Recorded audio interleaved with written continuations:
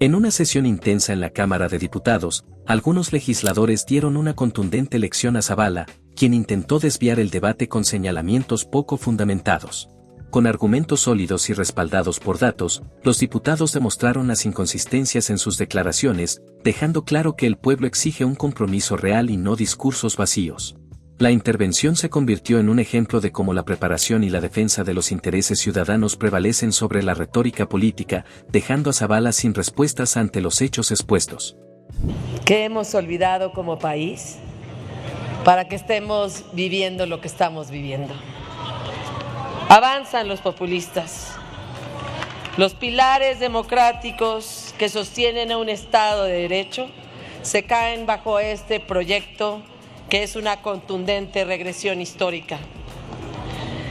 Los organismos constitucionales autónomos cambiaron el ejercicio de las funciones de gobierno, privilegiando la independencia, la autonomía técnica y la capacidad de sus integrantes por encima de la afiliación partidista. Fue la mejor manera de ampliar garantías del cumplimiento de los derechos humanos.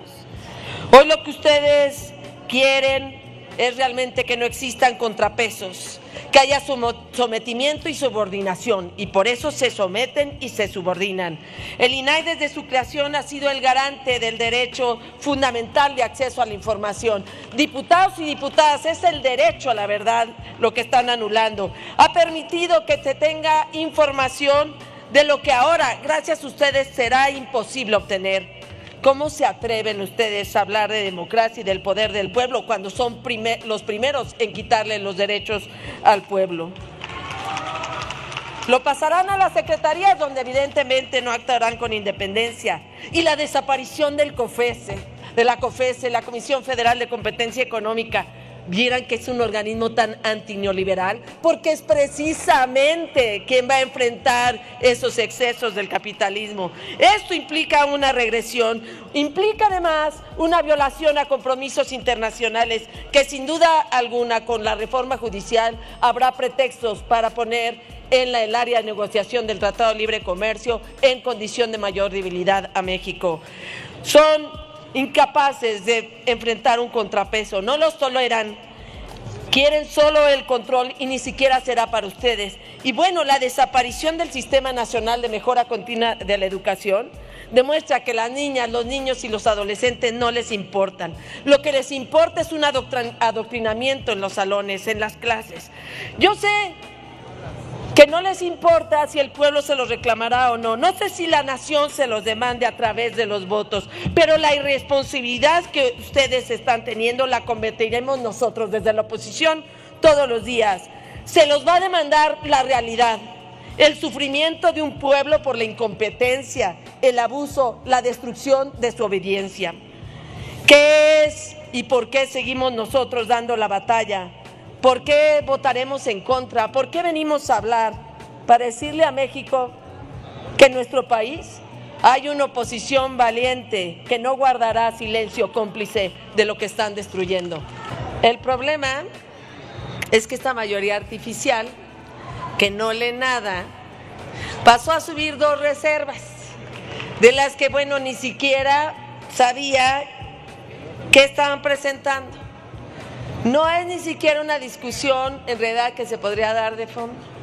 Lo que expresa es el enorme desaseo de todas las reformas constitucionales y que no saben ni lo que están aprobando.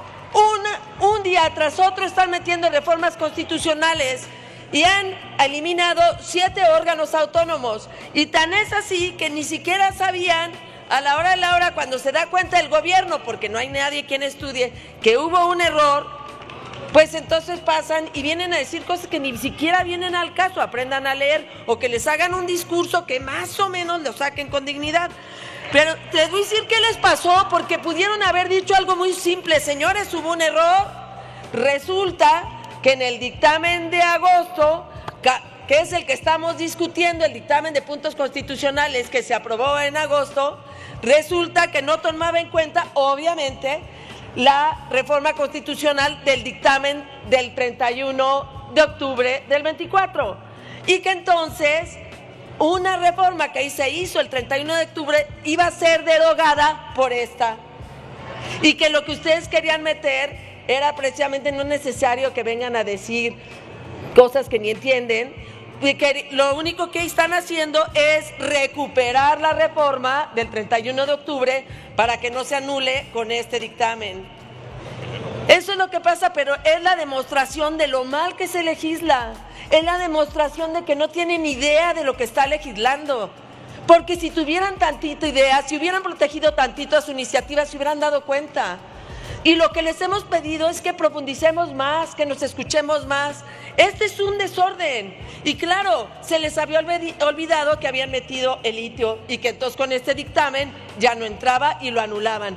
Y se les habían olvidado que habían legislado sobre las empresas públicas del Estado.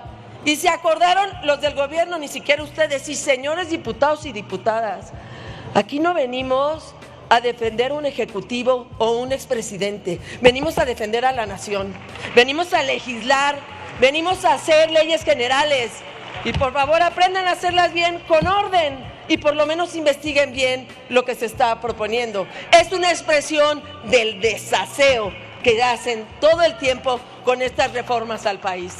¡Ánimo! ¡Ánimo, ánimo! Desde Navolato vengo, con el permiso de la mesa directiva, con el permiso del pueblo de México. Adelante. Dice Martín Urrieta, acá entre nos, no queda más que confesar que ya no puedo soportar, que estoy odiando sin odiar, porque respiran por la herida. Y lo voy a decir por qué.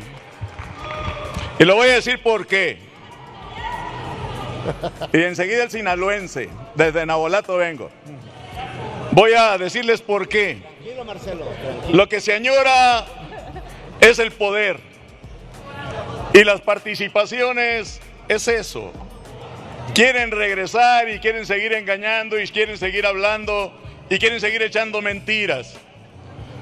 Yo no metería las manos a la lumbre por nadie. ¿Sí? No lo metería. Y si hacemos historia, vean todas las fallas hacia el pueblo de México.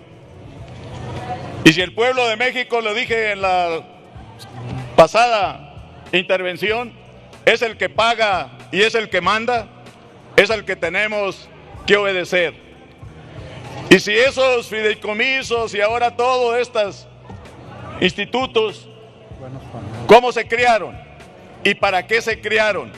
¿Y cómo los utilizaron? Ese es el problema. Ese es el problema. Entonces, si el mandato del pueblo de México es hacerlos más funcionables, pues vamos haciéndolos más funcionables y eso es lo que vamos a hacer y eso es lo que estamos haciendo.